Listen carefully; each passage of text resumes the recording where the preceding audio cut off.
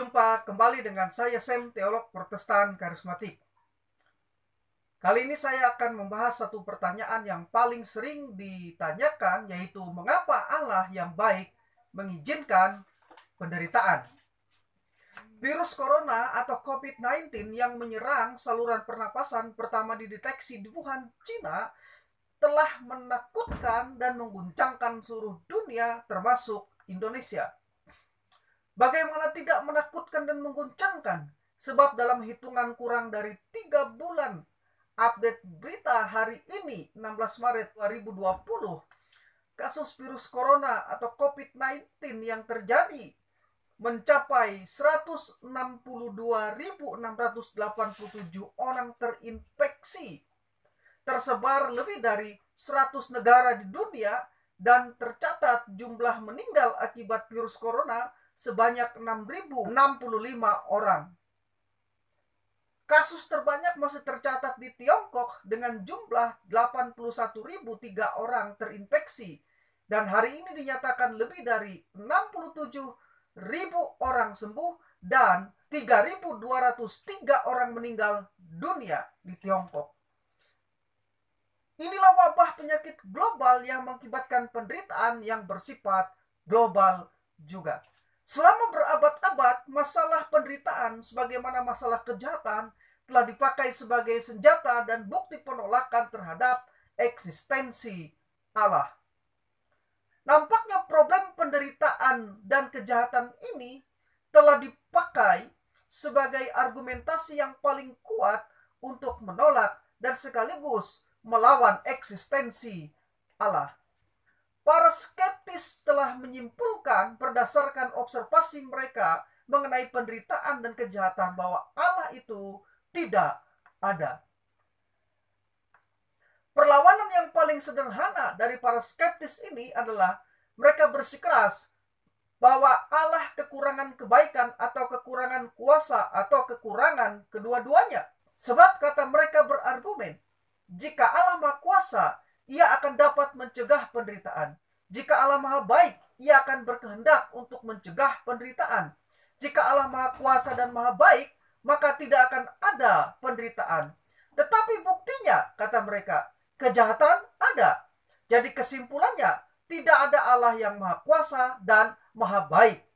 Dan orang-orang skeptis ini terus-menerus mengajukan pertanyaan yang sama ini hingga saat ini, hanya untuk berusaha membuktikan bahwa Tuhan itu tidak ada. Realita yang dapat dilihat di sekitar kita tentang penderitaan, kekerasan, penindasan, perang, diskriminasi, wabah, sakit penyakit, kematian, gempa bumi, badai, tsunami, dan lain-lain seakan-akan mendukung pendapat para skeptis tersebut. Bahkan setiap orang Kristen mungkin pernah bertanya-tanya tentang masalah ini. Mengapa Tuhan yang baik mengizinkan penderitaan? Karena itu, adakah jawaban yang memuaskan untuk pertanyaan-pertanyaan tersebut? Dan bagaimana orang Kristen menanggapinya? Ada beberapa hal yang ingin saya bagikan sebagai berikut. Pertama, masalah penderitaan dalam relasinya dengan keberadaan Allah adalah misteri yang tidak terpecahkan secara sempurna dalam kehidupan kita sekarang ini. Bahkan Alkitab tidak menjawab pertanyaan ini dengan tuntas. John Prime menyatakan, kita tidak mungkin menemukan jawaban yang sempurna bagi semua pertanyaan-pertanyaan ini. Selanjutnya, Prime mengatakan, kita dapat memberikan sejumlah jawaban dalam pengertian yang lain. Jika yang Anda inginkan kekuatan untuk tetap percaya di tengah penderitaan, Alkitab dapat memberikannya, dan bahkan memberikannya secara berlimpah. Jika Anda ingin ditolong agar tetap yakin kepada Tuhan walaupun penderitaan tidak dapat dijelaskan, ya, kita dapat menolong. Jadi, walaupun jawaban tentang penderitaan, hal ini sulit dan pastilah menyisakan misteri, tetapi hal ini tidak membebaskan kita untuk terus mempelajari dan melitinya berdasarkan pernyataan Alkitab. Kedua, masalah penderitaan dapat dipandang dalam bentuk yang paling sederhana sebagai konflik yang melibatkan 3 konsep, yaitu kuasa Tuhan, kebaikan Tuhan, dan kehadiran penderitaan di dalam dunia. Penggunaan akal pikiran memberitahu kita bahwa ketiga hal tersebut sepertinya tidak mungkin benar pada saat yang bersamaan. Jawaban terhadap masalah penderitaan biasanya melibatkan modifikasi atau bahkan penolakan terhadap satu atau lebih dari 3 konsep yang ada, yaitu membatasi kuasa Tuhan, membatasi kebaikan Tuhan, atau memodifikasi keberadaan penderitaan dengan menyebutnya sebagai ilusi dari pikiran yang fana, sebagaimana yang dianut oleh Mary Baker Eddy, pendiri dari Christian Science. Ketiga, penderitaan dapat didefinisikan sebagai absennya atau alpanya atau ketiadaan dari sesuatu yang baik. Sama halnya dengan kejahatan, maka penderitaan merupakan kerusakan atau defisiasi, penyimpangan dari apa yang sebenarnya.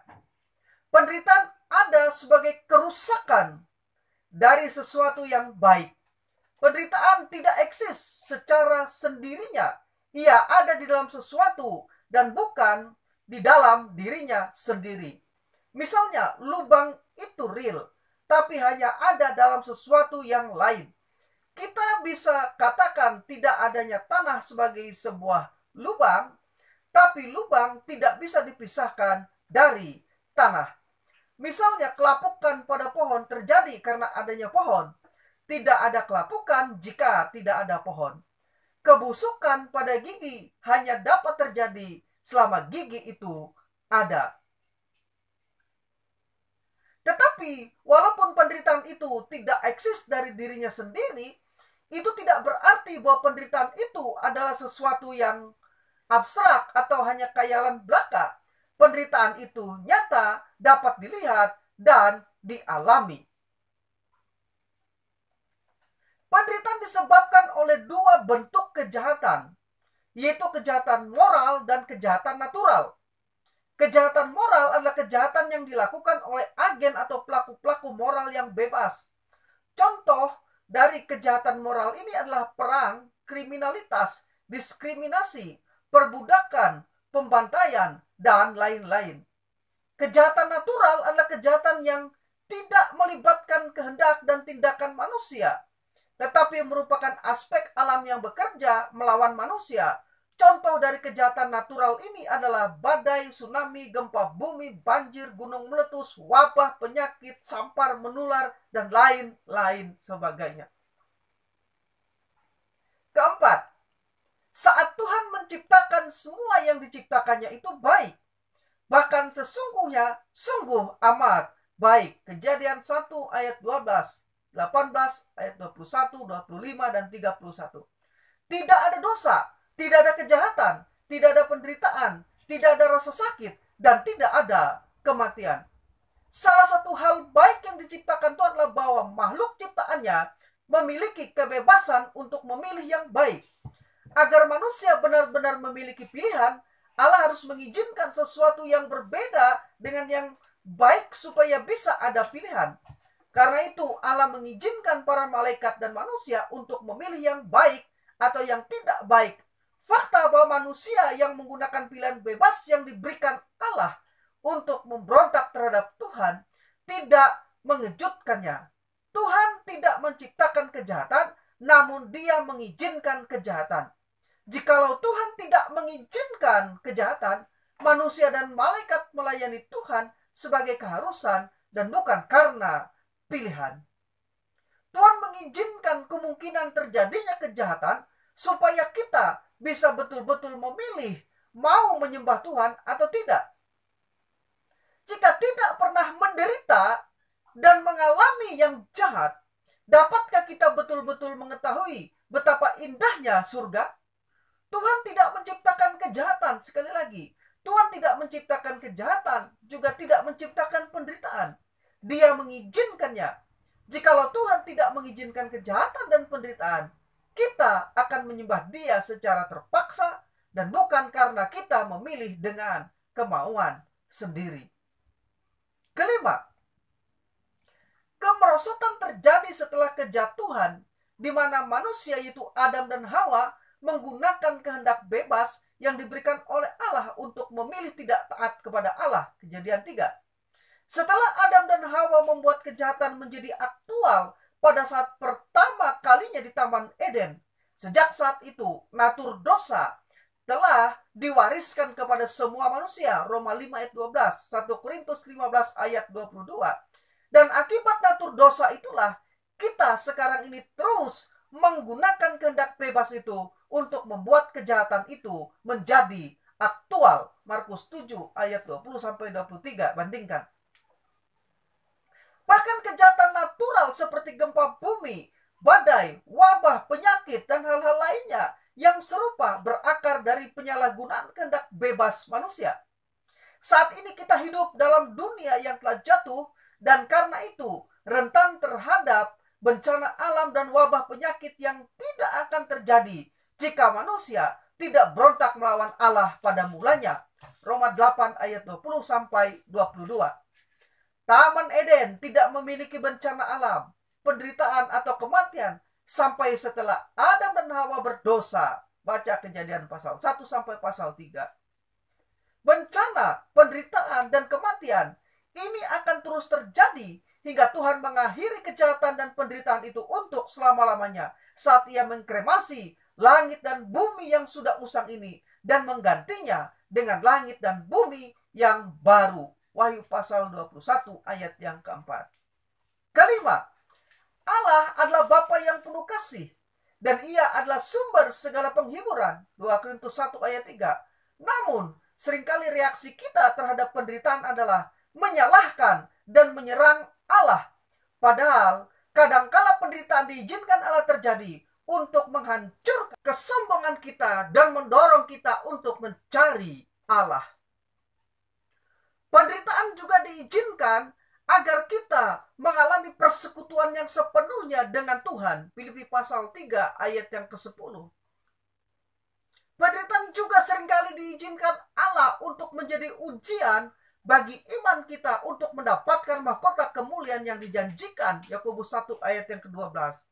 Dan penderitaan diizinkan Tuhan untuk membuat kita belajar pasrah, berserah, dan mengandalkan Tuhan saja. Ini bertentangan dengan pandangan para penganut teologi kemakmuran atau Injil kemakmuran yang mengatakan bahwa karena Tuhan begitu berkuasa dan baik, sehingga jika orang-orang cukup beriman, Tuhan akan melindungi mereka dari berbagai akibat di dalam dunia yang jatuh dalam dosa, serta kemakmuran materi dan kesehatan fisik tersedia bagi setiap orang yang percaya, seakan-akan mereka kebal terhadap penderitaan dan sakit penyakit. Tidak, penderitaan terkadang memang diizinkan oleh Allah untuk maksud-maksudnya yang berdaulat. Allah bukannya tidak peduli terhadap penderitaan kita, tetapi di dalam Kristus, Ia sendiri telah mengalami dalamnya dan pedihnya penderitaan itu. Alkitab menyatakan bahwa Kristus dalam inkarnasinya memasuki dan mengalami penderitaan manusia, bahkan menderita dan mati dengan cara yang sangat hina di kayu salib demi untuk menyediakan bagi manusia suatu cara, suatu jalan mengalahkan penderitaan akibat dosa. Ibrani 2 ayat 9, 1 Petrus pasal 4 ayat 1. Yang keenam, tetap ada pengharapan bagi manusia di tengah-tengah dunia yang telah jatuh penuh kejahatan dan penderitaan ini. Dunia yang telah jatuh saat ini bukanlah dunia yang terbaik bagi orang-orang percaya. Allah masih belum selesai dalam melaksanakan rencana dan ketetapannya. Jadi Ia masih berurusan dengan dunia, kejahatan dan penderitaan manusia. Kejahatan dan penderitaan suatu saat akan berakhir. Suatu saat akan berakhir sesuai dengan ketetapan Tuhan.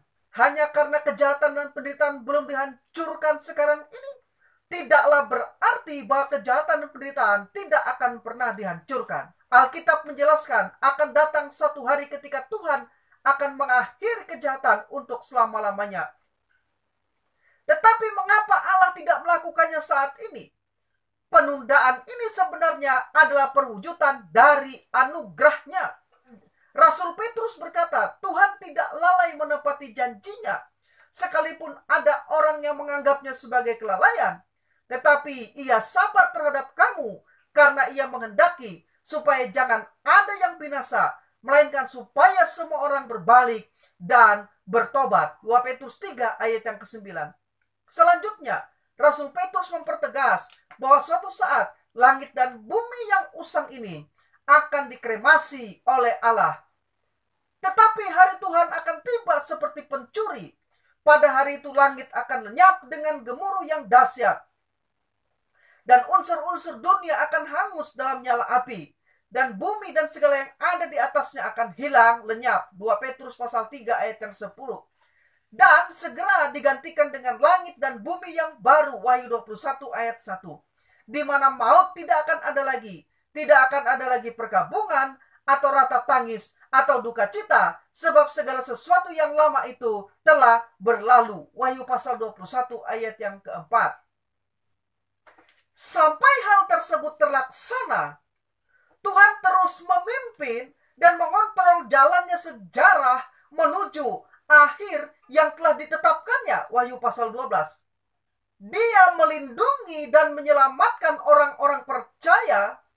Meskipun demikian, seperti yang ditunjukkan oleh kitab Ayub, kadang-kadang Tuhan mengizinkan kita melalui berbagai bentuk penderitaan.